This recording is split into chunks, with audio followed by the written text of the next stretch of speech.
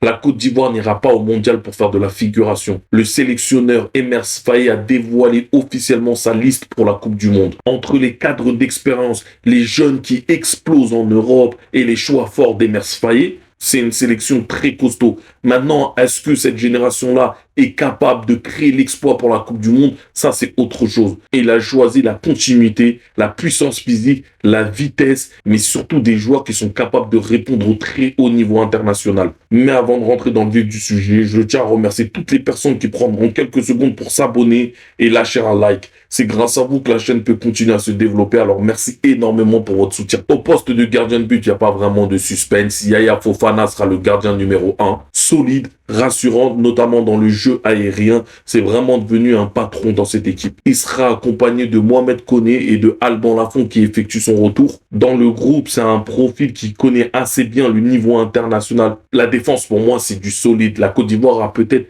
la meilleure charnière défensive d'Afrique. Tu sens que le sélectionneur, il veut une assise défensive vraiment très solide qui est capable de résister aux meilleurs attaquants. Evan Ndinka, Wilfried Singo, Odilon Kosunu, Ousmane Diomandé, Emmanuel Agbadou. Physiquement, c'est impressionnant, c'est solide, c'est costaud, c'est bon dans le duel aérien, c'est rapide et en plus c'est très complémentaire. Ndinka, il va t'apporter de la sérénité, une excellente lecture de jeu. Ousmane Diomandé, lui, de l'agressivité et la relance propre. Wilfried Singo, lui, il va t'apporter sa vitesse et sa polyvalence, que ce soit dans une défense à 4 ou une défense à 3, soit en tant que latéral ou en tant que défenseur central. Sur le côté gauche, Ghislain Conan, lui, va t'apporter son expérience et la qualité de ses centres. Et sur le côté droit, avec Guéladoué, lui, va t'apporter la jeunesse, l'insouciance et aussi sa solidité défensive parce que c'est un joueur qui est très rarement débordé sur son couloir droit. Et Emer Faé veut certainement une équipe bien en place, bien compacte et de pouvoir exploser en transition rapide. Et ça se voit assez sur le milieu de terrain parce qu'on n'est pas sur un milieu de terrain vraiment dans les mouvements, dans les déplacements, dans l'intensité, dans la répétition des courses. Non, on est plutôt sur des joueurs expérimentés et des joueurs de ballon qui ont besoin d'avoir le ballon dans les pieds et avec leur qualité technique, ils vont pouvoir faire des différences, j'ai l'impression. À l'image d'un Franck Kessié, alors je sais que Kessié s'est fait beaucoup critiquer après sa prestation contre l'Égypte lors de la dernière CAN où il est passé complètement à côté de sa rencontre et la Côte d'Ivoire s'est fait éliminer. Ça reste le vrai patron mental. Dans les matchs à haute pression, son leadership, il est super important. Seko Fofana, avec les éléphants, c'est assez régulier.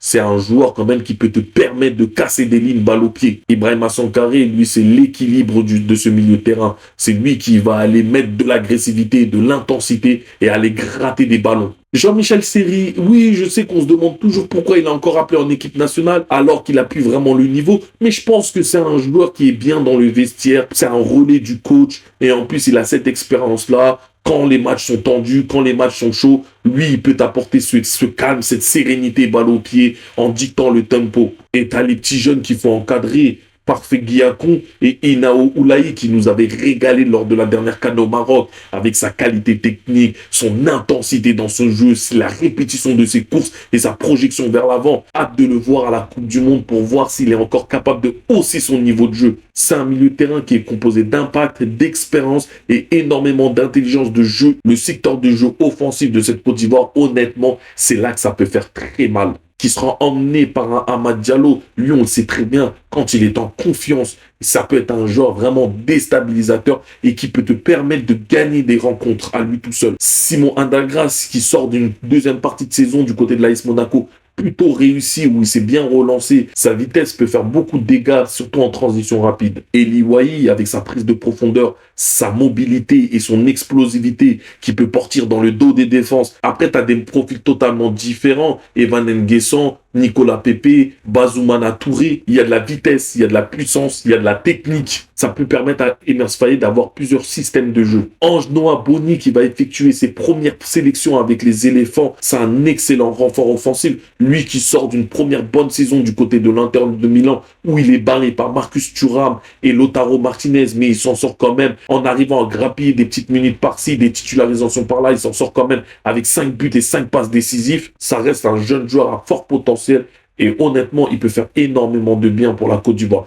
hâte de voir ses premières minutes avec les éléphants durant cette Coupe du Monde. Et Oumar Diakité, qui est le grand gagnant de cette liste, lui qui effectue son retour en sélection, et ça, honnêtement, je suis désolé, mais c'est incompréhensible. J'ai strictement rien contre le joueur, mais quand tu vois un Martial Godot qui n'a pas été appelé, alors qu'il avait effectué ses premières sélections avec la Côte d'Ivoire, là où il a brillé, un but, une passe décisive en 2 rencontres contre l'Écosse et la Corée du Sud, sachant qu'il sort d'une saison très aboutie du côté de Strasbourg en Ligue 1. En plus, il peut apporter cette polyvalence un petit peu dans le même profil que Oumar Diakité, mais pour moi, je trouve en plus performant. Il est capable de marquer et d'être aussi à la passe. De l'autre côté, Oumar Diakité, lui, il a joué la relégation en Belgique. Statistiquement, on sait que c'est un joueur qui marque très peu et qui est très peu décisif. Honnêtement, c'est assez curieux comme choix du sélectionneur. Après, ce sont ses choix, faut les respecter. Mais quand même, là, c'est une Coupe du Monde. Alors, la Coupe du Monde, tu es censé prendre les meilleurs joueurs.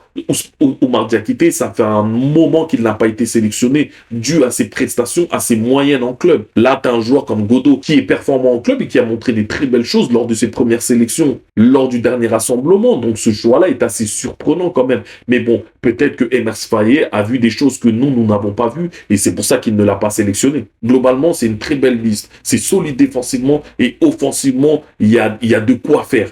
Parce que tu peux te permettre d'avoir plusieurs options. Surtout, tu n'as pas 11 joueurs titulaires. Tu as un banc aussi qualitatif. Même si au milieu de terrain, ça reste assez léger, tu n'as pas énormément de solutions. À noter l'absence de Ismaël Doucouré du côté de Strasbourg, qui a opté récemment pour la Côte d'Ivoire, et de Yann Boou, mais apparemment les papiers n'ont pas été faits à temps, c'est pour ça qu'il ne figure pas dans cette liste. Maintenant, à voir ce que la Côte d'Ivoire va nous proposer lors de la Coupe du Monde, elle qui sera dans le groupe de l'Équateur, l'Allemagne et Curaçao, au vu de son effectif, la qualification est largement envisageable. Même si l'Allemagne reste quand même la grande favorite, due à son expérience en Coupe du Monde, la profondeur de son effectif, mais elle n'est pas invincible. Les Ivoiriens peuvent leur faire très mal sur l'aspect physique et aussi dans leur transition rapide. Pour moi, là où ça va jouer, ça va être contre l'Équateur. Parce que l'Équateur, c'est une équipe qui ressemble à la Côte d'Ivoire.